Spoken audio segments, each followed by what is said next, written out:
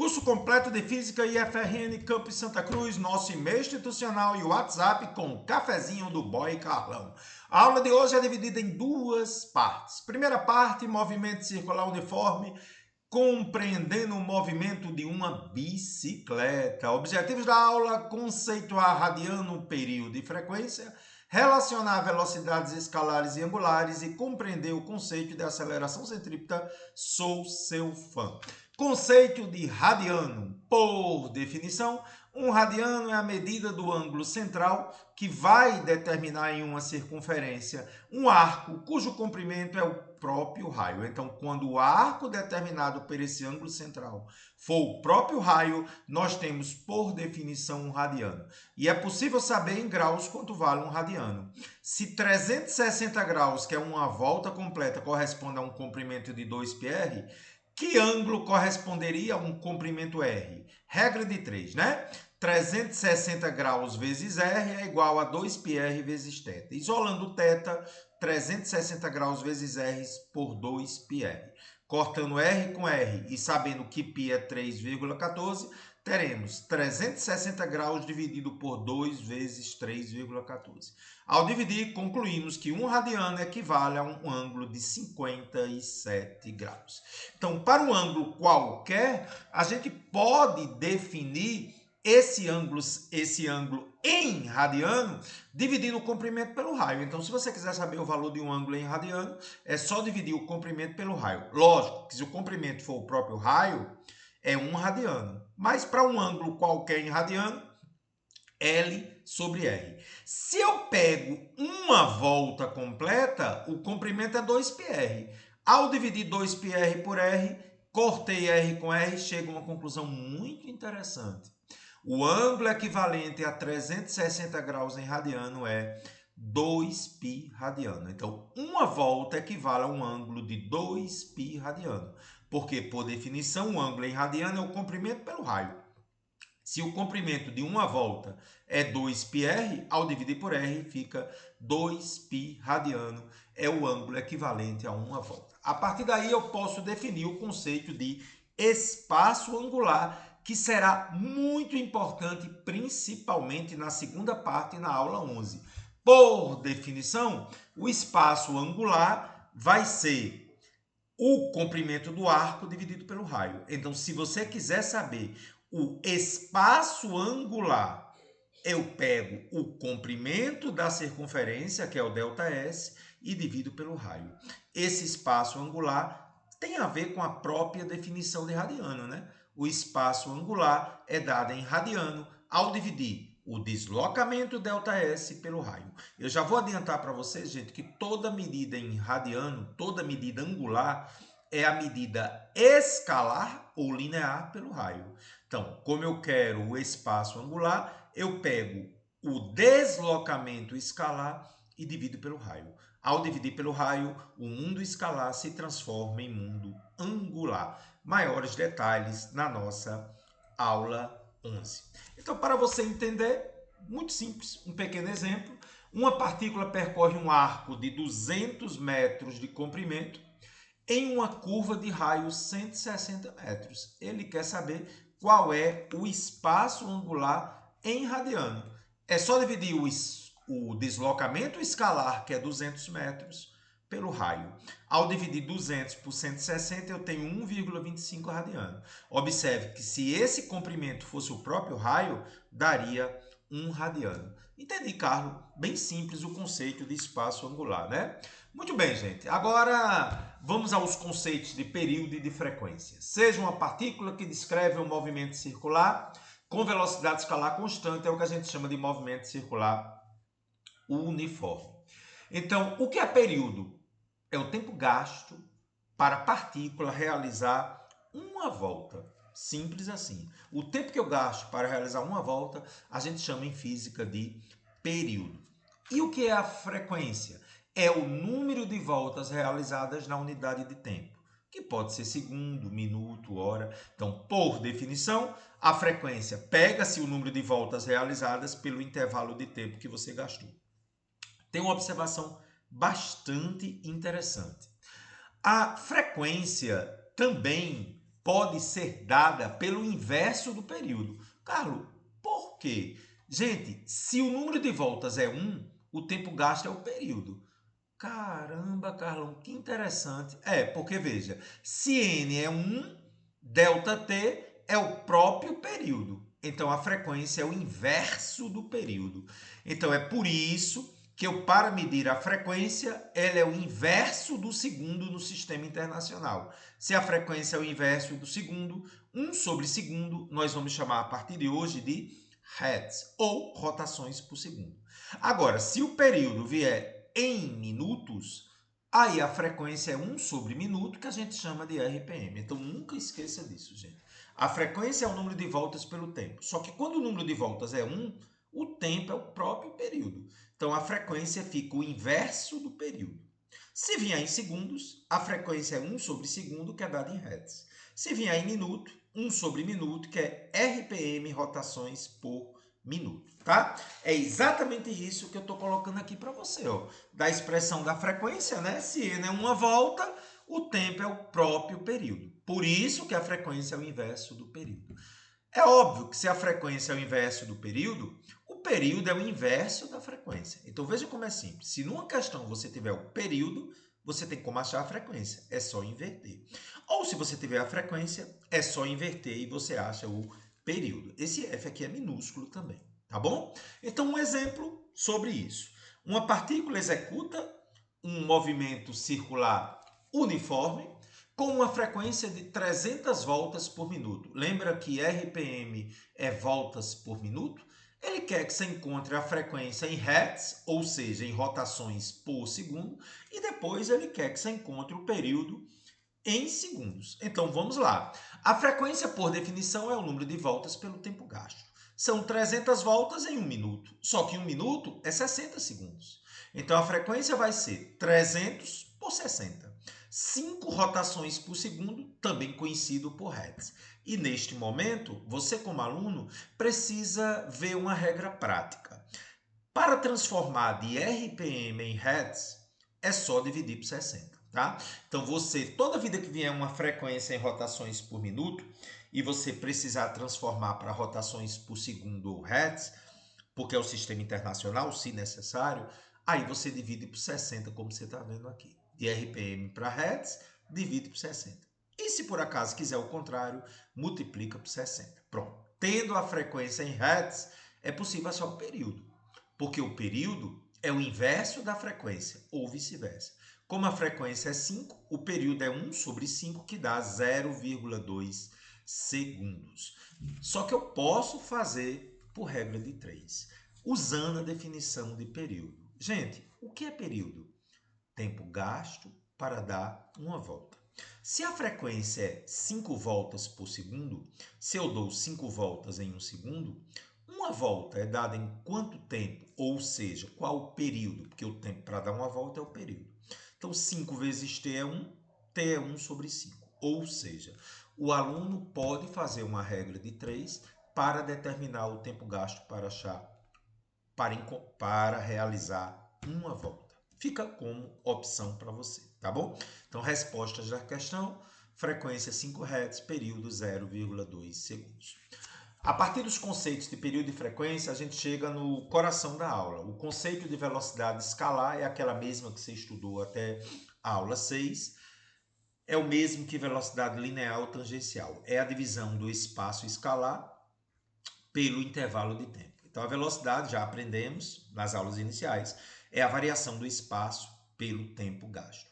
Então, para uma volta, a distância que se percorre, ou o deslocamento escalar, é 2πr, né? O comprimento de uma circunferência. E o tempo gasto para realizar uma volta é o próprio período. Então, eu posso encontrar a velocidade escalar linear ou tangencial dividindo o deslocamento escalar em uma volta, o comprimento da circunferência, que é 2πr, pelo período. Só que eu já sei que a frequência é o inverso do período. Então, se o período está dividindo e a frequência é o inverso, essa fórmula pode ser escrita como 2πr vezes f. Então, se numa questão pedir a velocidade escalar linear ou tangencial, e vai pedir muito nos exercícios, divide-se 2πr pelo período ou 2πr vezes a frequência. Anote aí, fórmula muito importante. Um outro conceito, agora, a novidade da aula de hoje é o conceito de velocidade angular. A velocidade angular é o deslocamento angular, também conhecido como espaço angular que a gente viu no começo da aula, pelo respectivo intervalo de tempo. Em uma volta, atenção, nós medimos o ângulo em radiano. Em uma volta, o ângulo descrito é 2π radiano. Vimos no começo da aula. E o intervalo de tempo é o período. Então, a velocidade angular é o deslocamento angular ou espaço angular em radiano, que em uma volta vale 2π, né? Ou 360 graus, mas a gente trabalha com radiano, pelo período. Do mesmo modo, a frequência sendo o inverso do período, se o período está dividindo, a frequência vai multiplicar. Então, a velocidade angular é 2π dividido pelo período ou 2π vezes a frequência.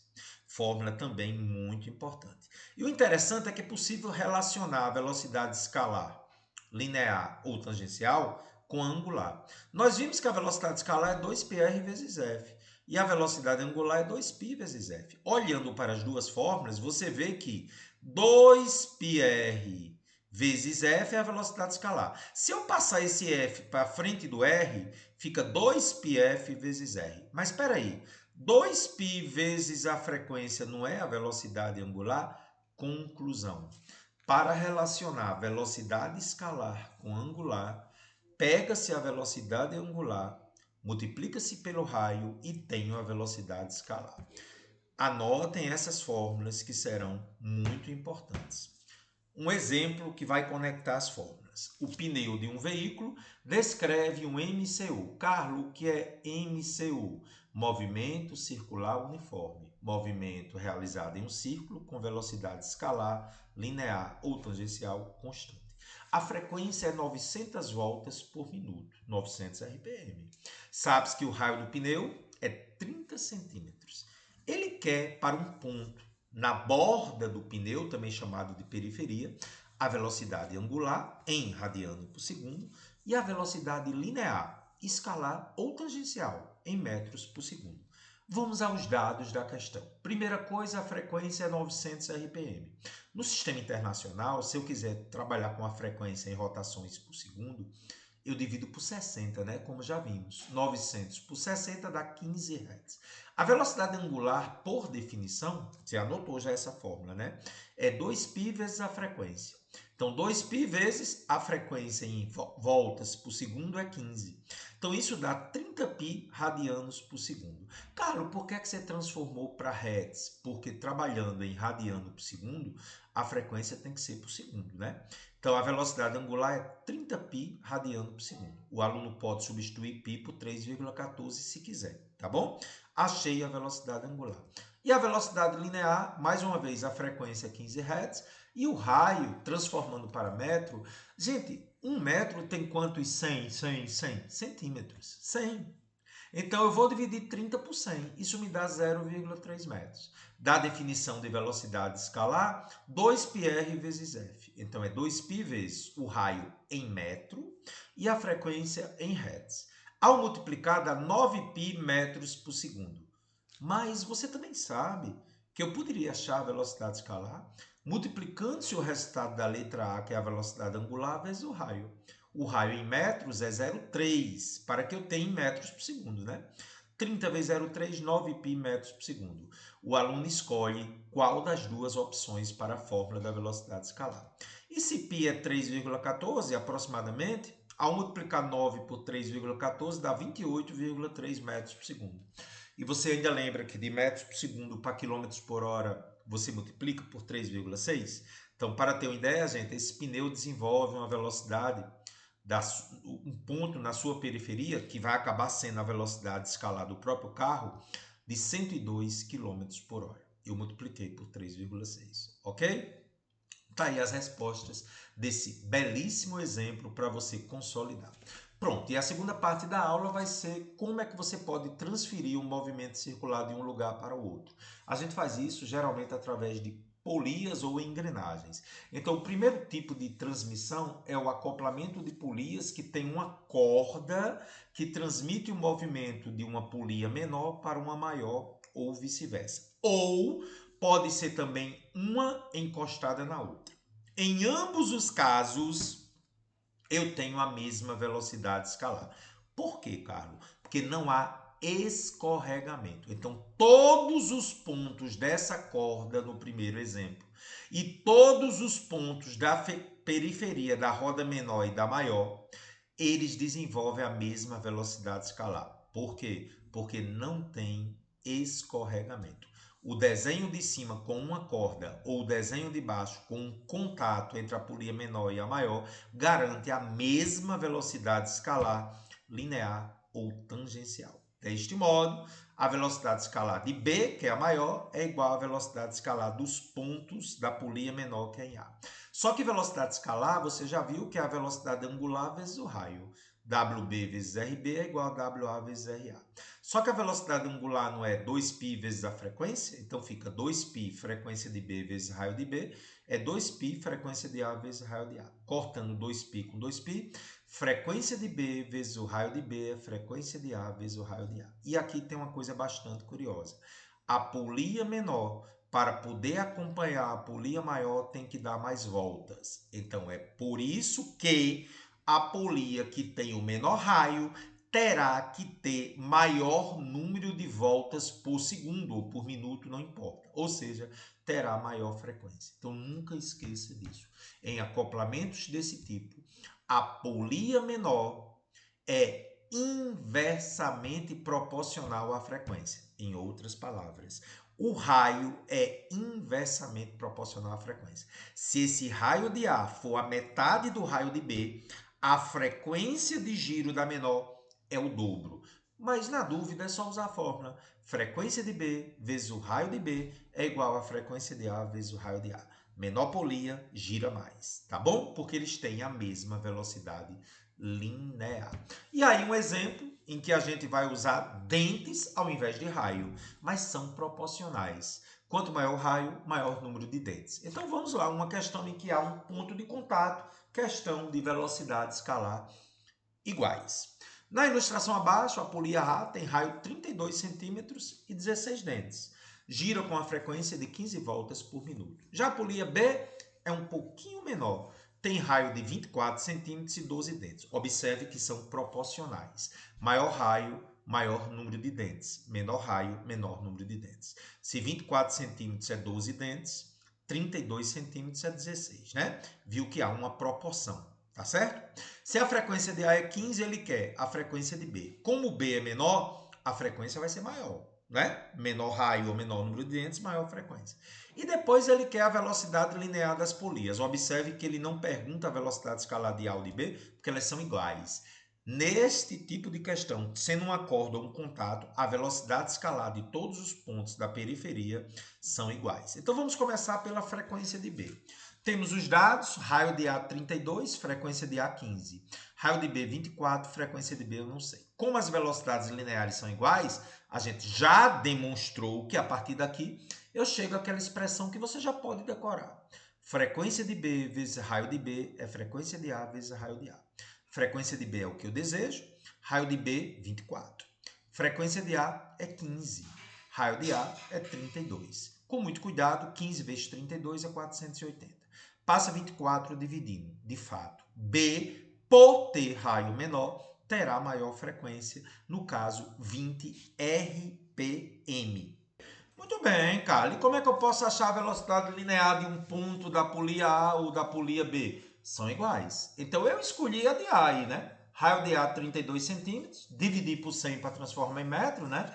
0,32. E o cuidado, para você ter a resposta em metros por segundo, a frequência tem que passar para hertz. 15 RPM eu divido por 60, dá 15 sobre 60 hertz.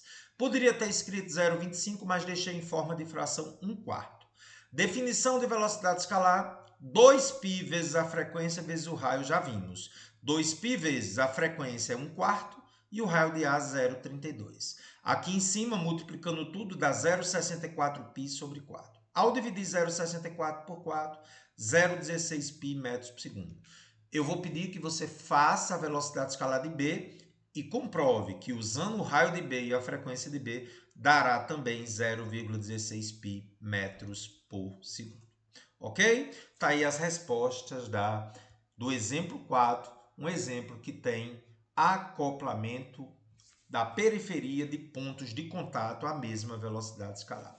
Um outro tipo de acoplamento agora é diferente, é quando você tem um mesmo eixo. Então, na primeira tinha uma corda e tinha um contato. Aqui não, tem um eixo em que as coisas vão girar em torno desse eixo. Então, por exemplo, eu tenho uma caixa que tem um ferro aqui e tem duas polias girando. Elas têm a mesma velocidade angular, porque a velocidade do disco é traduzido pelo movimento de rotação do eixo. Se as velocidades angulares são iguais, eu tenho que a velocidade angular de B é igual à velocidade angular de A. Lembra que a velocidade angular é a velocidade escalar pelo raio, né? Passa o raio dividindo. Então você conclui algo bastante interessante. A polia maior, de maior raio, terá maior velocidade escalar. Um exemplo que você está vendo aqui embaixo. Esse desenho aqui é o desenho frontal desse de cima. Então, quem está mais distante do centro tem que desenvolver uma maior velocidade escalar. As angulares são iguais porque eles descrevem a mesma volta no mesmo tempo, a mesma frequência. Aquele que está mais distante tem maior velocidade escalar. Tá certo? E talvez esse exemplo aqui fique melhor de você entender. Considere um satélite que gira em torno de uma antena A localizada sobre a superfície terrestre. Então você tem um planeta, tem um satélite aqui no planeta e tem uma antena lá em cima. E eles começam a girar.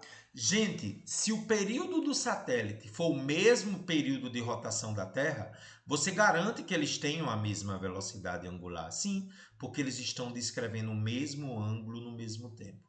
Então, antena e satélite descrevem a mesma volta no mesmo tempo. Por isso que eles têm a mesma velocidade angular. E como você já viu, se a velocidade angular é a mesma, aquele que está mais distante do centro terá maior velocidade escalar. Então, o satélite terá maior velocidade escalar do que a antena. Esse tipo de satélite que a gente usa em telecomunicações é chamado de satélite geoestacionário. Eles têm a mesma frequência, o mesmo período e a mesma velocidade angular. Mas o satélite tem que ter uma maior velocidade escalar do que a antena, porque está mais distante do centro. Tá bom? E esse exemplo aí, gente, talvez seja o exemplo mais importante da nossa aula. Anote aí, questão da bicicleta. Na bicicleta, a coroa A conecta-se à catraca B. Então, a coroa é onde está o pedal. A catraca é onde está o pneu traseiro. Por sua vez, B é ligada à roda traseira, girando com ela quando o ciclista está pedalando. Então, a catraca B e a roda, elas vão ter a mesma velocidade angular porque estão ligadas por um eixo. A coroa A e a catraca B terão a mesma velocidade linear porque estão ligadas por uma corda. Então, de novo, A e B têm a mesma velocidade escalar ou linear porque estão ligadas por uma corda. B de bola, que é a catraca, e a roda terão a mesma velocidade angular porque estão conectadas por um eixo. Beleza? Isso será decisivo na questão. A velocidade escalar do ciclista, quando se imprime uma velocidade angular constante de 3 radianos por segundo, a coroa A será quanto? Então ele quer saber o seguinte, quando você imprime uma velocidade angular de 3 radianos por segundo em A, qual vai ser a velocidade escalar da bicicleta? Ou seja, qual vai ser a velocidade escalar de um ponto da periferia da roda R? Foi dado que o raio de A é 30, o raio de B é 10 e o raio da roda 60 centímetros. Então, para fazer a questão com muita calma, a primeira coisa é a conexão entre a coroa A e a catraca B. Já sabemos que elas têm a mesma velocidade escalar, não é verdade? Então, a velocidade escalar de B é igual à velocidade escalar de A. Só que a velocidade escalar é velocidade angular de B vezes o raio de B. E a velocidade escalar de A é velocidade angular de A vezes o raio de A. Ele já deu o raio de B, que é 10 centímetros, e já deu o raio de A, que é 30 centímetros. Substituindo para encontrar a velocidade angular de B. Ó. Velocidade angular de B vezes 10 é igual a 3 vezes 30. 3 vezes 30 é 90. Passo 10 dividindo. Então, a velocidade angular de B é 9. Gente, teoricamente, eu nem precisaria fazer isso, porque eu estou vendo que B tem um raio 3 vezes menor que A. Então, Como o raio é a terça parte, o seu giro é 3 vezes maior. Sendo a velocidade angular de A 3, a de B é o triplo, porque o raio é a terça parte. Então, a velocidade angular de B é realmente 9 radianos por segundo.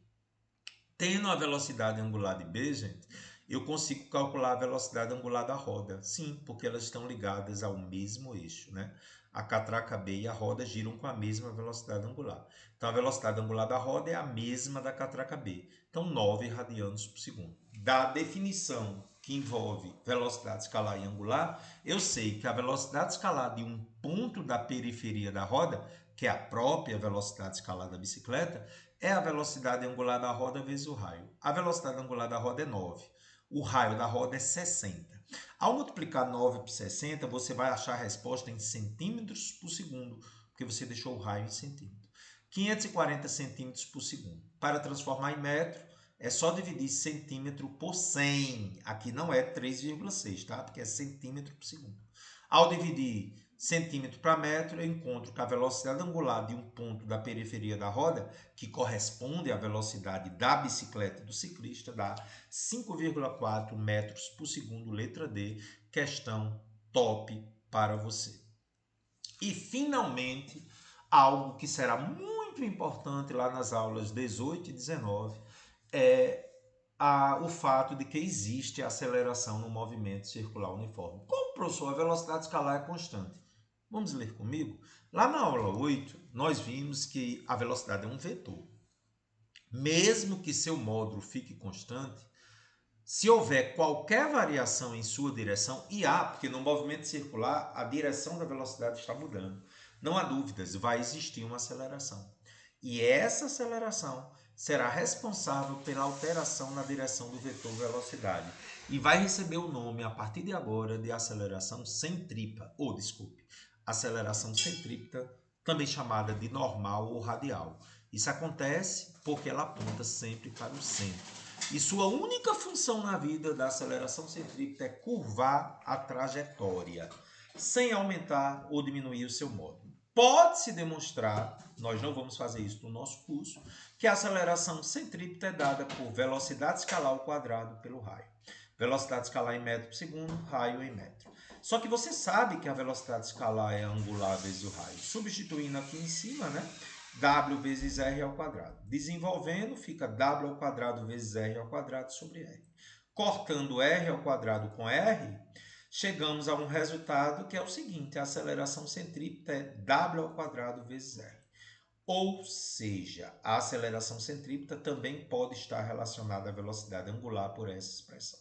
Então, mais uma vez, existe aceleração no movimento circular uniforme, mesmo com o módulo da velocidade constante, sim, porque ela altera a sua direção. O cálculo da aceleração centrípeta, que sempre vai apontar para o centro, é dado por velocidade escalar ao quadrado pelo raio ou velocidade angular ao quadrado vezes o raio. Nas aulas 18 e 19, voltaremos a falar sobre isso. Sou seu fã.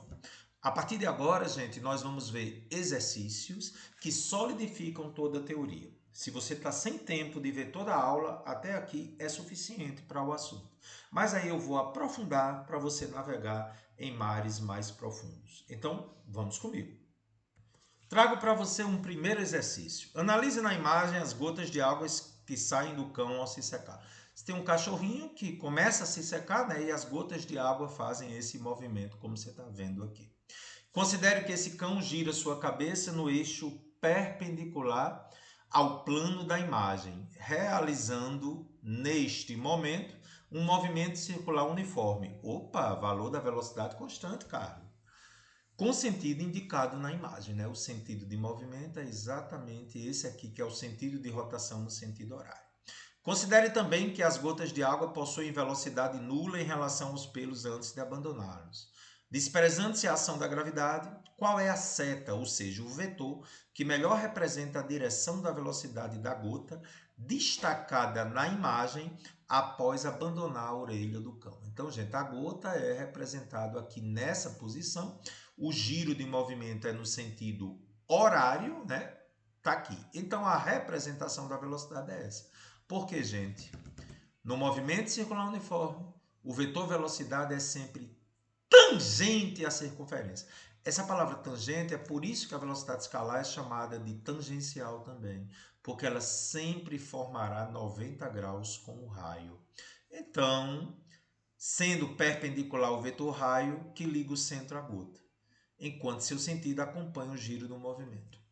Essa representação será então o vetor 3, né? Porque se ela está girando no sentido horário, a gota acompanha o movimento. Então, essa é a representação do vetor velocidade, perpendicular ao raio, e o sentido é este, porque tem a ver com o sentido horário.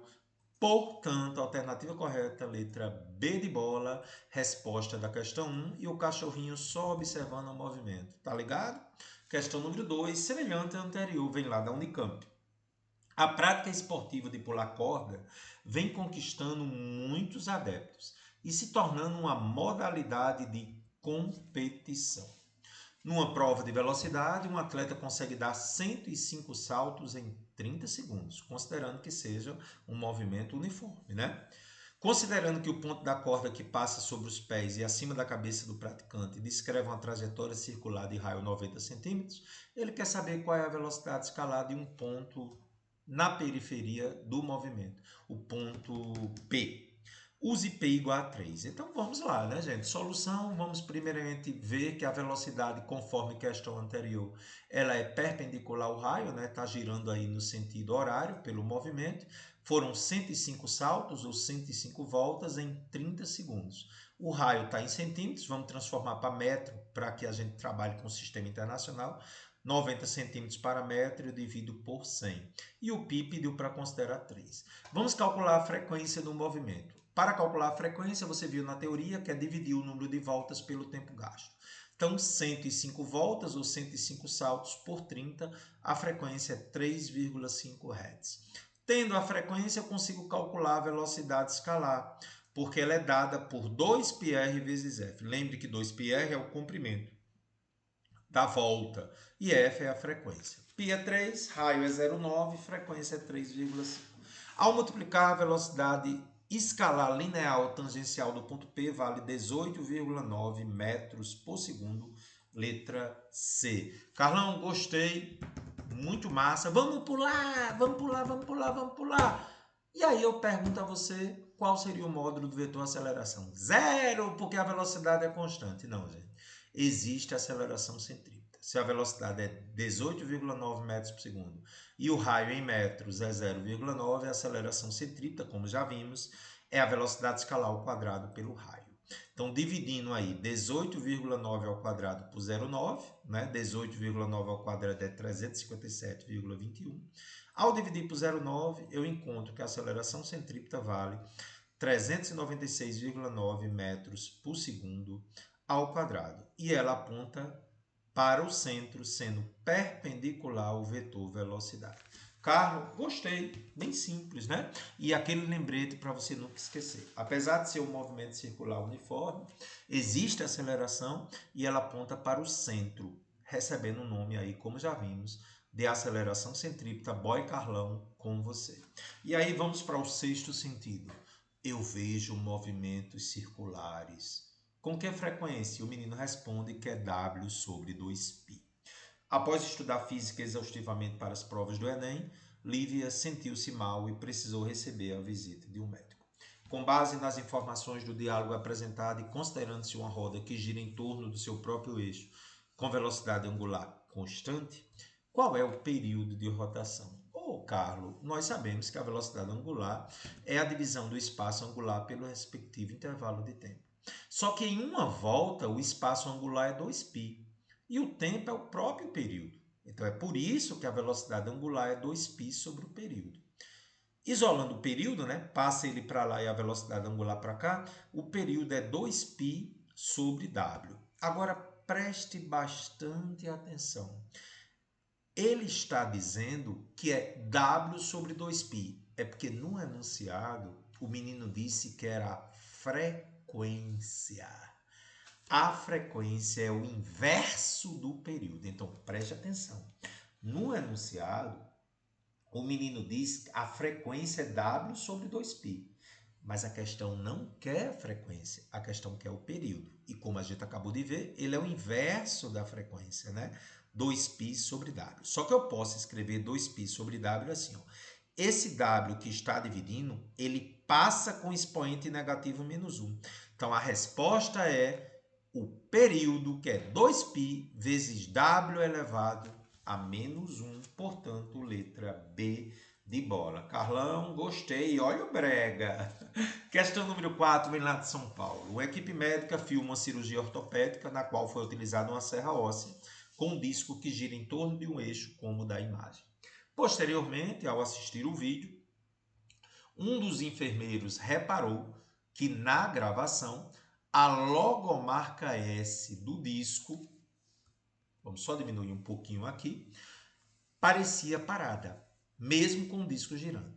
Para que a logomarca do disco pareça parada, é necessário que o disco complete o número exato de voltas a cada imagem obtida pela filmadora, para não existir a descontinuidade.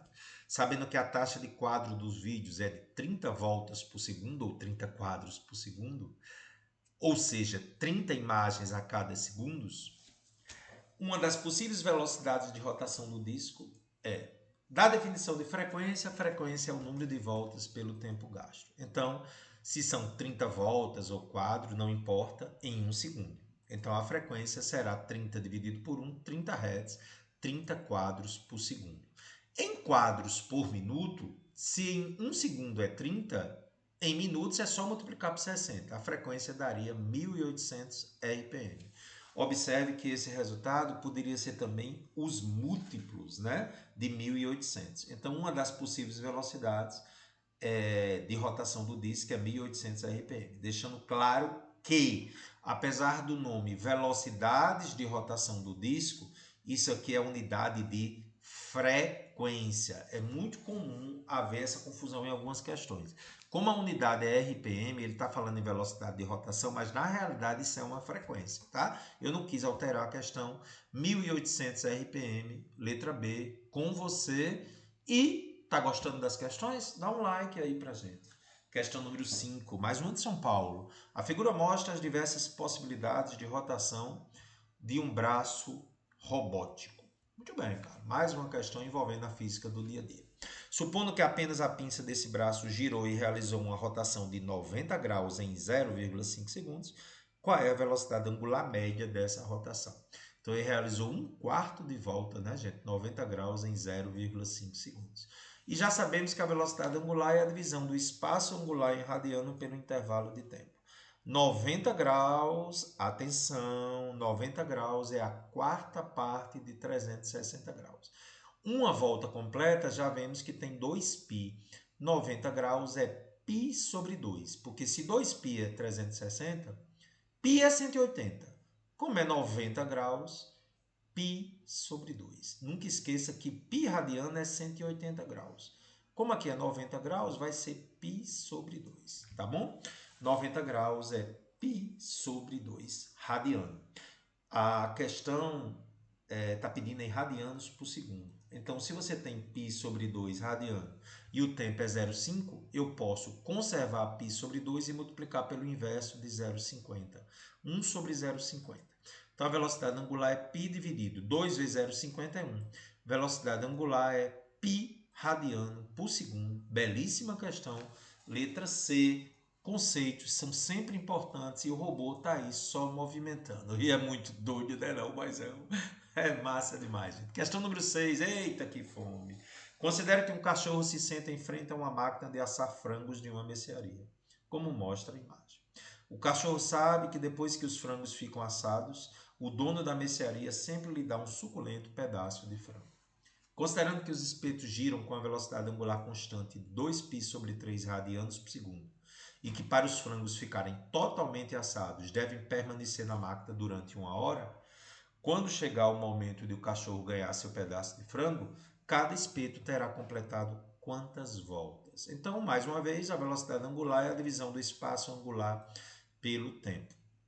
A velocidade angular é 2π sobre 3 radianos por segundo. Em 1 hora tem que ver quantos segundos eu vou ter, né, gente? Porque você sabe que sendo Ó, gente, só voltar, é radiano por minuto, tá certo? Então, voltando lá para a expressão, né? 2π sobre 3 radiano por minuto. E o tempo de 1 hora, transformando para minutos, é 60 minutos. 1 hora tem 60 minutos. Então, vamos encontrar qual é o deslocamento angular com uma velocidade angular de 2π sobre 3 radianos por minuto e o tempo de 60 minutos. Pela expressão da velocidade angular, deslocamento angular pelo tempo, isola o deslocamento angular, o espaço angular, fica W vezes ΔT. 2π sobre 3 radianos por minuto vezes 60 minutos, 120π sobre 3 radiano. Só que 120 dividido por 3 é 40π radiano. E agora é um momento muito interessante. Uma volta tem 2π. Então, 40π serão quantas voltas? Se uma volta é 2π, 40π, eu divido 40π por 2π para saber o número de voltas. Você poderia fazer uma regra de 3, tá? Uma volta é 2π. Quantas seriam 40π? Mas se você dividir 40π por 2π, você vai achar 20 voltas. É exatamente a alternativa D. E o nosso cachorrinho aí, então, agora está saboreando o seu frango. Questão número 7. Veja que são questões bem conceituais da teoria, né, gente? Uma garota está andando sobre um skate que se desloca em relação ao solo com uma velocidade constante de 4,5 metros por segundo. A velocidade do skate é a mesma de um ponto da periferia da roda, como já vimos. Cada rodinha desse skate possui raio de 3 centímetros, como mostra a figura. Considerando que π igual a 3, qual é a frequência, o número de rotações por minuto com que as rodinhas desse skate giram? Então, para isso, vamos lá. Sabemos que a velocidade escalar é a divisão do espaço escalar pelo intervalo de tempo. Para uma volta completa, o deslocamento escalar é 2πr e o tempo é o próprio período. Então, definindo a velocidade escalar, como sabemos, é 2πr pelo período. Só que a frequência é o inverso do período. Então, deduzimos mais uma vez a fórmula da velocidade escalar. Você já poderia ter colocado ela direto, né? 2πr vezes a frequência. Quais são os dados? A velocidade escalar do skate, 4,5 metros por segundo. O raio transformando para metro, para trabalhar com metro por segundo, né? O raio dividido por 100 fica 3 sobre 100 metros. Π é 3, qual é a frequência? Observe que eu não coloquei 003, talvez para facilitar os cálculos, né? Velocidade é 4,5, 2 vezes o π, que é 3, o raio é 3 sobre 100 vezes f. Então, daqui eu passo 100 multiplicando 4,5, 2 vezes 3 vezes 3. 4,5 vezes 100 é 450. E aqui 18f. Passo 18 dividindo, achei a frequência de 25 Hz, questão muito interessante, portanto, 25 voltas por segundo. Se você quiser por minuto, como em cada segundo é 25, em um minuto eu multiplico por 60. 1.500 RPM é exatamente o que a questão queria em RPM, com esse movimento muito doido do skate. Tá aí, você gostou da questão? Questão muito legal, questão da Unicamp. Eu gosto muito dessa questão, tá, gente? Anemômetros são instrumentos usados para medir a velocidade do vento. A sua construção mais conhecida é a proposta por Hobson em 1846, que consiste em um rotor com 4 conchas hemisféricas presas por hastes, conforme figura acima. Em um anemômetro de Hobson ideal, a velocidade do vento é dada pela velocidade linear das conchas, né? A velocidade linear de um ponto da periferia. E o centro da rotação é 25 centímetros. Ele diz que a distância do centro até a periferia é 25 centímetros. Em um dia cuja velocidade do vento é 18 km por hora. Teria uma frequência de quanto? Ele quer a frequência, dado o raio e a velocidade linear. Se necessário, considere π igual a 3. Então, muito parecida com a questão anterior, a velocidade não pode ficar em km por hora, né? Por causa das unidades metro, metro por segundo. Eu dividi por 3,6. Km por hora para 3,6, você já aprendeu na aula 1 que eu divido por 3,6, dá 5 metros por segundo. Isso acontece porque 1 km tem 1.000 metros e 1 hora tem 3.600 segundos. O raio em metros, né? 25 sobre 100, né? 25 centímetros eu divido por 100, simplifiquei, por 25 dá 1/4 de metros. Π é 3 e ele quer a frequência. Então, muito parecida com a questão anterior. A velocidade é 5, 2 vezes π, que é 3, o raio é 1/4. Eu vou pegar esse 4 e multiplicar o 5, então fica 20 igual a 6F. A frequência em Hz aí vai ficar 20 sobre 6 Hz. Só que a questão que é em RPM. Multiplica por 60 de Hz para RPM. Ao multiplicar por 60, fica 1.200 por 6, 200 RPM. Questões 7 e 8, muito parecidas, mas muito interessantes. Letra B na nossa questão 8, de olho em você. E aí a questão número 9, gostei dessa questão, né? Ela puxa a aula 8 de cinemática vetorial. Então vamos a ela. No mês de fevereiro de 2018, do dia 7 ao dia 25, na cidade de Renchang, na Coreia do Sul, o mundo acompanhou a disputa de 2.952 atletas, disputando 102 provas de 15 disciplinas esportivas na 23ª edição dos Jogos Olímpicos de Inverno. Praticamente todas as provas ocorreram sob temperaturas negativas, dentre elas a belíssima patinação artística no gelo, que envolve um par de atletas. A foto acima mostra o italiano Juan, que em meio à coreografia da prova, crava a ponta de um dos seus patins em um ponto e gira a colega Valentina Maciej, cuja ponta de um dos patins desenha no gelo uma circunferência de raio 2 metros. Supondo que a velocidade angular de Valentina seja constante e valha 6,2 radianos por segundo, e considerando-se ainda π 3,1, pode-se afirmar corretamente que o módulo da velocidade vetorial média da ponta dos patins de Valentina ao percorrer de um ponto a outro, diametralmente oposto da circunferência vale em metros por segundo. Que interessante, né, Carla? Então, ó, começou aqui, descreveu meia volta que corresponde a π radiano, não é isso? Vamos calcular o tempo gasto. Deu a velocidade angular, 6,2 radianos por segundo. O ângulo tem que passar para radiano, né? Já que está em radiano por segundo a velocidade angular. 180 graus, como já sabemos de questões anteriores, é π radiano. Metade de uma volta. Se uma volta é 2π radiano, metade de uma volta, que é 180 graus, né? Ela descreve só meia volta, né? Porque é de um ponto ao outro diametralmente oposto, é o diâmetro. Π radiano e π vale 3,1. Então, substituindo aí na fórmula, né? Isolando ΔT, é delta θ sobre W. Então, isso dá Δθ, π radiano, que é 3,1 por 6,2. O tempo que ela gasta é meio segundo. Então, com o tempo e da definição da aula 8 de velocidade vetorial média, a velocidade vetorial média, gente, não é o deslocamento escalar pelo tempo. É o deslocamento vetorial, a menor distância entre o ponto de partida e o ponto de chegada, que é 4 metros. Porque se o raio é 2 metros, isso aqui é o diâmetro. Então, 4 metros dividido por 0,5. Velocidade vetorial média vai ser o deslocamento pelo tempo. 4 por 0,5, 8 metros por segundo. Só lembrando a você que se ele tivesse pedido o módulo da velocidade, seria a velocidade vetorial média, viu? É muito importante essa observação. Quando ele fala em módulo da velocidade, ele sempre está se referindo ao vetor. Se ele quisesse a escalar, ele teria que dizer velocidade escalar, tá bom? 8 metros por segundo, letra E. Gostei muito da questão 9, e aí a nossa Valentina fazendo o movimento. E a questão número 10 é uma questão muito interessante, uma questão do ITA que eu adaptei para você. Um dispositivo é usado para determinar a distribuição de velocidade de um gás. Em T igual a zero, com os orifícios O' e O alinhados no eixo Z, ó, O' e O alinhados no eixo Z. O', o O ele veio para cá, os dois estariam alinhados aqui.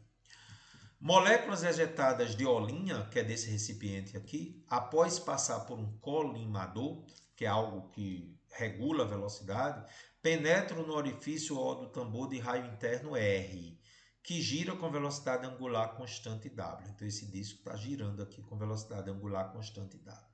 Considere por simplificação que nesse instante inicial t igual a zero, as moléculas em movimento encontram-se agrupadas em torno do centro do orifício O. Gente, essa informação é só para dizer ao aluno que as moléculas vão se deslocar apenas ao longo do eixo Z. É só para isso, ok?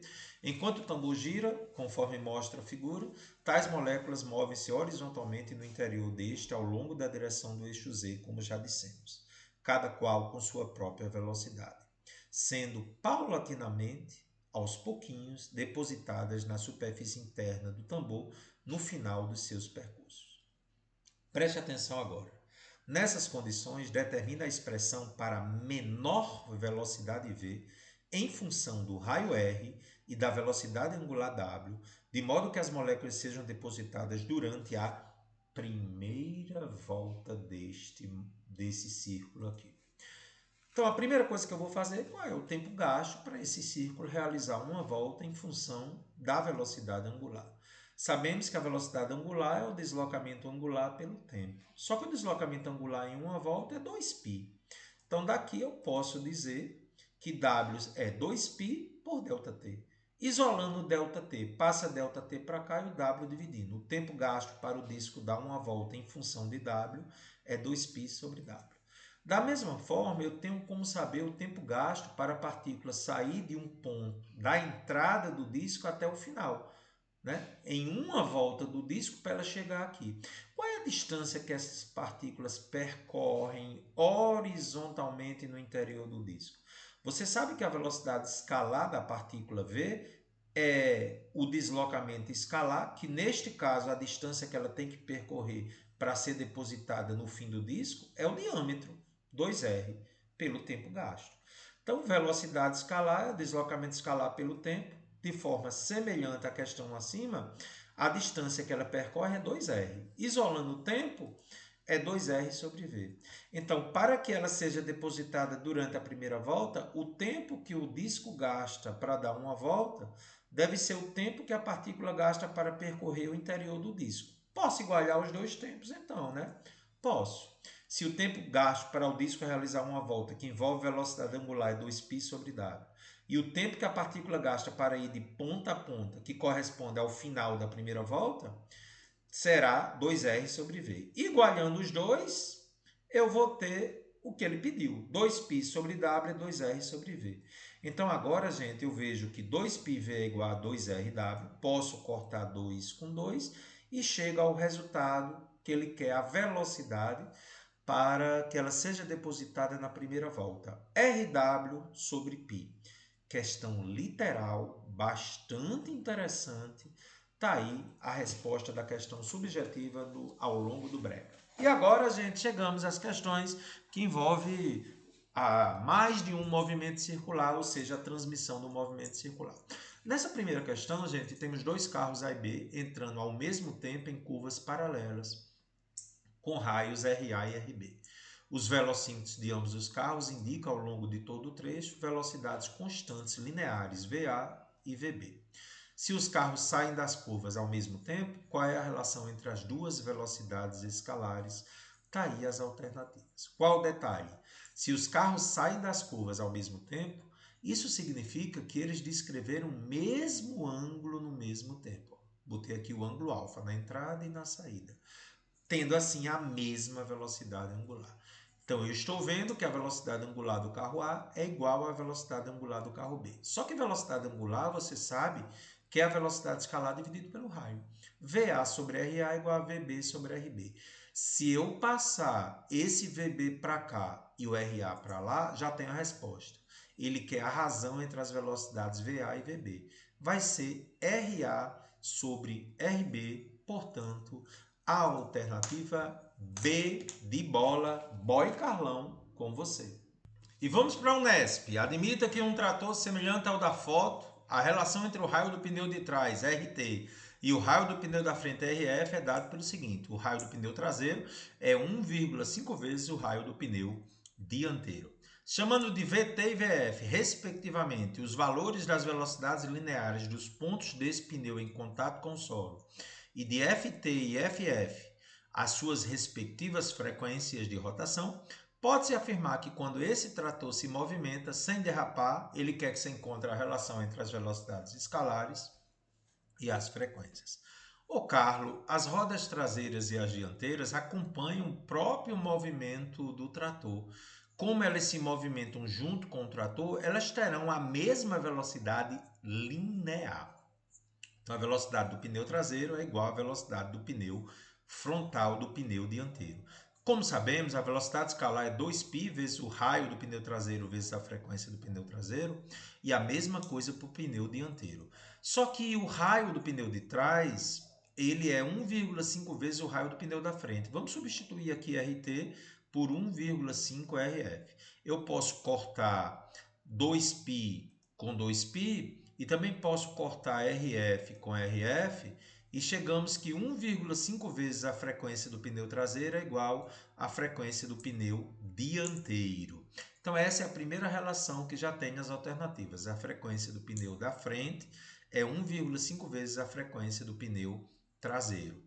E a outra informação que também está na questão é que a velocidade do pneu traseiro é igual à velocidade do pneu dianteiro. Está aí, já é a resposta da questão. É importante que o aluno perceba, gente, que o pneu dianteiro tem uma frequência maior do que o pneu traseiro. Por quê? Porque como ele é menor e a velocidade escalar é a mesma, esse pneu pequeno aqui tem que dar mais voltas que o pneu maior, né, para acompanhar o trator. Por isso que a frequência dele é maior do que a frequência do traseiro. A frequência do pneu da frente é 1,5 vezes a frequência do pneu traseiro, porque há uma relação com o raio também.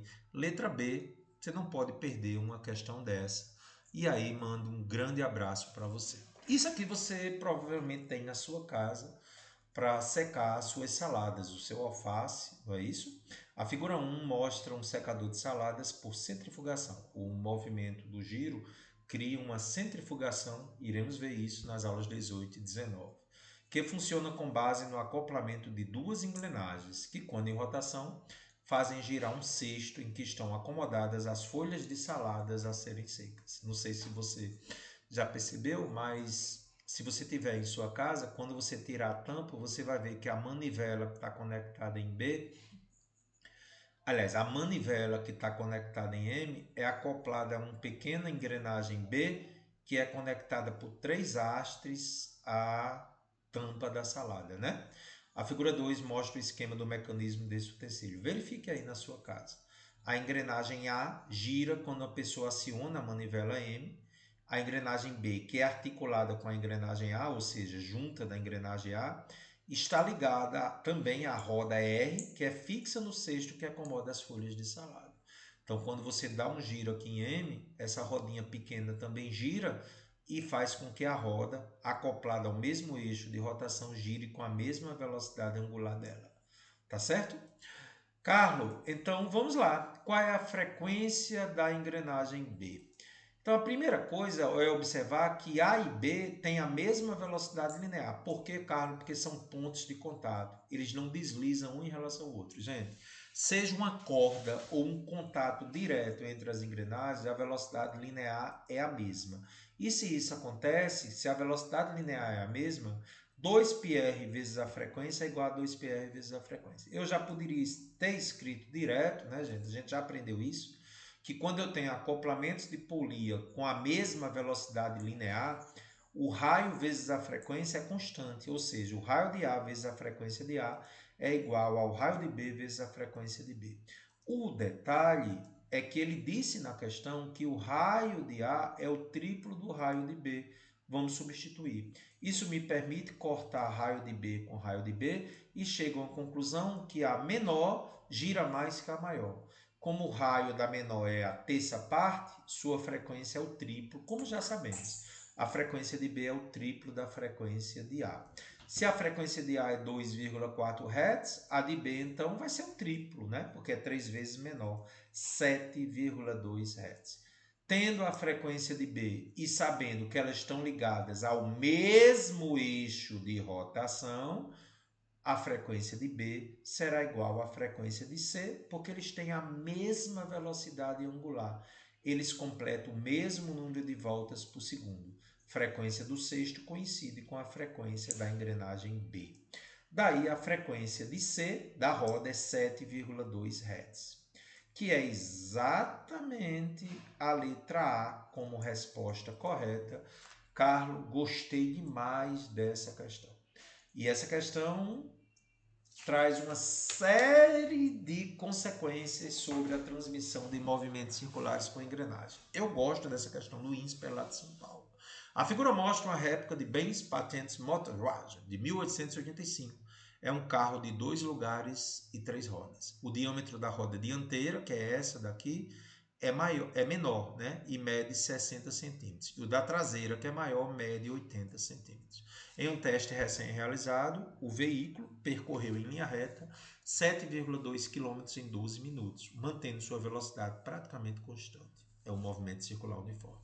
Assim, considerando π igual a 3, a frequência de giro das rodas dianteiras e traseiras deve ter sido em hertz de quanto? Ele quer tanto a frequência da dianteira como a traseira. Gente, o detalhe importante é que a velocidade escalar ou linear da roda dianteira e traseira é a mesma, porque eles se movimentam junto com o transporte, tá certo? Então, para isso, eu preciso calcular qual é a velocidade escalar desse transporte, que vai ser a mesma de um ponto da periferia da dianteira e da traseira, porque todos se movimentam juntos. 7,2 km, gente, em metros, eu multiplico por 1.000, porque 1 km tem 1.000 metros, dá 7.200 metros. E minutos em segundos eu multiplico por 60. Um minuto tem 60 segundos. Então, isso me dá 720 segundos. Então, tendo a distância em metros, que é 7.200, e o tempo 720 segundos, eu posso encontrar a velocidade escalar dividindo 7.200 por metros por 720 segundos. Isso me dá 10 metros por segundo. Essa velocidade escalar é a mesma na roda dianteira e a mesma na roda traseira, tá?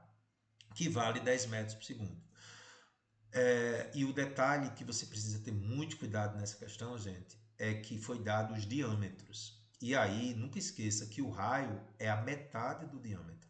Então, o raio da dianteira é 60 centímetros, eu divido por 2, porque raio é a metade do diâmetro, dá 30 centímetros. Já transformei para metro, dividindo por 100. E o raio da traseira é 80 centímetros. Aliás, o raio da traseira é a metade do diâmetro da traseira. 80 centímetros por 2, 40 centímetros, que é 0,4 metros, ok? Então, de posse desses dados e sabendo que π é 3, eu agora tenho condições de calcular as frequências. Acho que é a terceira ou quarta vez que eu uso essa fórmula, né? Velocidade escalar é 2π raio vezes a frequência. Então, daqui eu vou dizer que a frequência da roda dianteira é a velocidade escalar da roda dianteira, que é tudo igual, né? Dividido por 2π raio da dianteira. Então, eu vou dividir 10 por 2 vezes π, que é 3, vezes o raio da dianteira, que é 0,3. Fazendo essa conta com muito cuidado, dá 5,6 Hz aproximadamente. O mesmo cálculo eu vou fazer para a roda traseira, tá? A velocidade é a mesma, porque se movimentam por igual. Frequência da traseira é o mesmo cálculo, velocidade da traseira é 10. O detalhe agora é que o raio da traseira é 0,4. Ao fazer essa continha aí, você vai achar 4,2 Hz, tá? Então, a questão que eu adaptei e a alternativa correta aí é a letra A. O nosso amigo aí está em uma bicicleta um pouquinho diferente. O raio da roda dianteira aqui é maior e nessa questão ele é menor. Deu letra A, belíssima questão. Opa, que massa, ligado com você. E aí, gente, a questão que realmente é muito parecida com a questão lá que a gente fez na teoria, né? E aí eu vou pedir para você retomar ela lá e eu vou substituí-la agora por uma outra questão, né? A questão 15 agora, uma bicicleta de marchas tem 3 engrenagens na coroa, que giram com o pedal, e 6 engrenagens no peão, que giram com a roda traseira. Observe a bicicleta a seguir e as tabelas que apresentam os números de dentes de cada engrenagem, todos de igual tamanho. Tá aí, questão parecidíssima com a que eu pedi para você retomar. A coroa está aqui, o pinhão é a parte aqui de trás, né? Faz o papel da catraca, e tem a corrente que interliga todo mundo. Muito bem, cara. Engrenagens da coroa, que está de amarelo, a primeira tem 49 dentes, a segunda 39 e a terceira 27. E no pinhão, que é a bicicleta de marcha, tem várias engrenagens, a primeira com o menor número de dentes e a maior com 24 dentes. Então não esqueça, gente, que numa bicicleta de marchas, cada marcha é uma ligação, que é feita pela corrente entre uma engrenagem da coroa e a outra do pinhão. Questão interessantíssima, tá? Suponho que uma das marchas foi selecionada para a bicicleta atingir, atenção, esse é o detalhe decisivo, atingir a maior velocidade possível. Ele está falando da velocidade linear, né? Nessa marcha, a velocidade angular da roda traseira eu vou chamar de WR e a da coroa, lá na frente, onde está o pedal, é WC. Ele quer que você encontre a razão entre a velocidade angular da roda traseira, que é onde está lá o pinhão, pela velocidade angular da coroa, que é onde está o pedal. Tá bom? Então tá aí os detalhes, então vamos comigo. E o que é que eu preciso que você compreenda aqui, gente? Atenção para você matar essa questão de uma forma muito simples. Não precisa você ficar aperreado, não. Você concorda com isso que eu vou escrever agora? Para que a bicicleta atinja a maior velocidade linear possível, na prática, o maior número de voltas, porque para ela ter a maior velocidade, eu tenho que ter mais voltas na roda, né? Faz-se necessário que o pinhão seja o menor possível, ou seja, tem o menor número de dentes, que nesse caso é 14.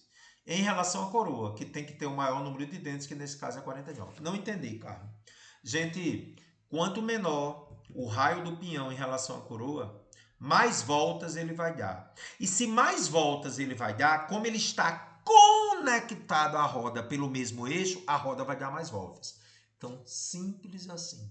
Para que a bicicleta atinja uma maior velocidade, ela tem que ter o menor pinhão possível, o menor raio de pinhão possível em relação à coroa, tá certo? Esse é o detalhe decisivo. Então, a razão entre as velocidades angulares da roda traseira, que é a mesma do pinhão, e a da coroa, é a razão inversa do número de dentes. Por que inversa? Porque quanto menor, mais voltas. Então, eu vou dividir simplesmente o número de voltas da coroa pelo número de voltas do pinhão, 49 sobre 14. Nunca esqueça. Se ele quer a razão entre a velocidade angular da roda, que é a do pinhão, e a da coroa, essa velocidade angular é na razão inversa dos raios. Então, o raio da coroa, 49, pelo raio do pinhão, 14.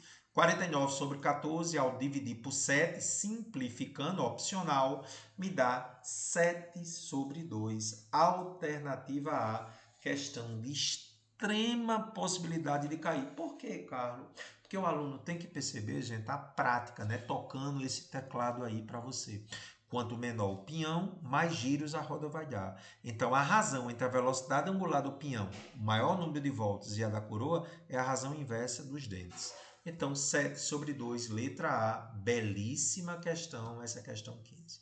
E para encerrarmos com a questão da Albert Einstein de medicina, uma questão muito parecida com a que caiu no Enem, né? Então vamos nós. O mecanismo mostrado na figura foi adaptado para afiar facas. Ele é constituído de engrenagens de tamanhos diferentes e de uma fita abrasiva. O motor que faz a engrenagem 1 girar tem frequência de 75 RPM. E os pinos com os quais a fita abrasiva faz contato têm raios de curvatura iguais, medindo 5 cm cada um.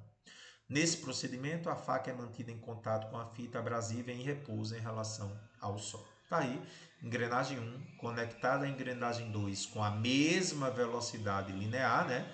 Pontos de contato, mesmo eixo de rotação entre a engrenagem 2 e a 3, então mesma frequência, e mais uma vez entre a 3 e a 4, mesma velocidade linear, pontos em contato.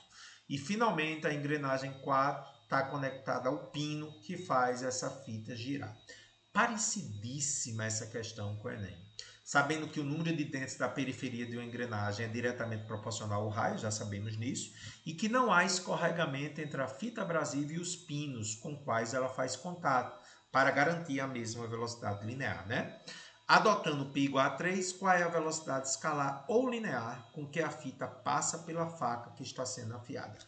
Vamos fazer a questão bem devagar. Inicialmente fazendo a conexão entre as engrenagens 1 e 2, que tem a mesma velocidade linear, porque não desliza um em relação ao outro.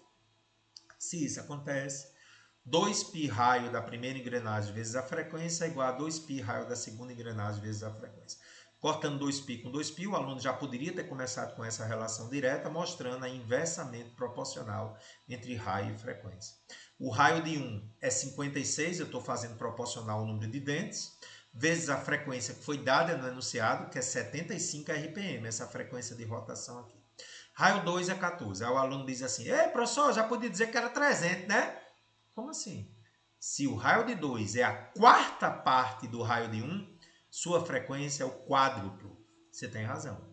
Então, 4.200 é 14 F2. Você já poderia fazer 4.200 por 14 e dizer que é 300. Professor, não entendi não. De novo, gente. Ó, a engrenagem 1 tem 56 dentes e tem frequência de 75. Como a engrenagem 2 tem o raio que é a quarta parte, sua frequência de giro é 4 vezes maior. 4 vezes 75, 300. Mas se você não entendeu o que eu disse, É só fazer raio de 1, ou o número de dentes de 1 vezes a frequência, é o número de dentes de 2 vezes a frequência. 300 RPM é a frequência com que está girando a engrenagem 2. Só que a engrenagem 2 e a 3, gente, já sabemos que estão girando no mesmo eixo. Então, elas têm a mesma velocidade angular e a mesma frequência. Então, a frequência da engrenagem 3, por estar no mesmo eixo da 2, também será 300 RPM. E agora vou fazer entre 3 e 4 o mesmo cálculo que eu fiz entre 1 e 2. A velocidade escalar de 3 é igual a de 4, mais uma vez cortando 2π com 2π, relação inversa. Aí o aluno diz, ó, aqui tem 14 dentes, hein, na 2, e na 3 é maior, tem 28. Se tem mais dentes, raio maior, a frequência é menor. Parabéns! E como é o dobro, a frequência será a metade, de fato. Raio 3, o número de dentes 3 vezes a frequência 3 é igual raio 4, o número de dentes da 4 vezes a frequência 4. 28 vezes 300 é 14 vezes F4. 8.400 é 14 F4. Ao dividir, dá aquele resultado que você queria. Ei, professor, mas peraí, é entre 3 e 4. Ah, gente, desculpe. É entre 3 e 4. Então, como a 4 é a metade do raio, que é a metade do dente, a frequência é o dobro. Não é entre 2 e 3, tá, gente? Eu cometi um erro, é entre 3 e 4. Então, como a 4 tem a metade do número de dentes, a frequência será o dobro da 3, né? Então, 28, que é o raio da 3 vezes a frequência dela, que é 300, é igual ao raio da 4, que é o número de dentes proporcional 14 vezes F4. Ao fazer a conta, metade do raio, frequência é o dobro, dá 600 RPM. E agora, entre a engrenagem 4 e o pino, não podemos esquecer que elas estão girando no mesmo eixo. Então, se é o mesmo eixo, suas frequências são iguais. A frequência do pino e a da engrenagem 4 são iguais, então a frequência do pino também é 600 RPM. E entre o pino e a fita, você vê que pontos da periferia têm a mesma velocidade linear. Ó, gente, o acoplamento agora é a mesma velocidade linear entre eles. Então, a velocidade da fita é igual à velocidade do pino.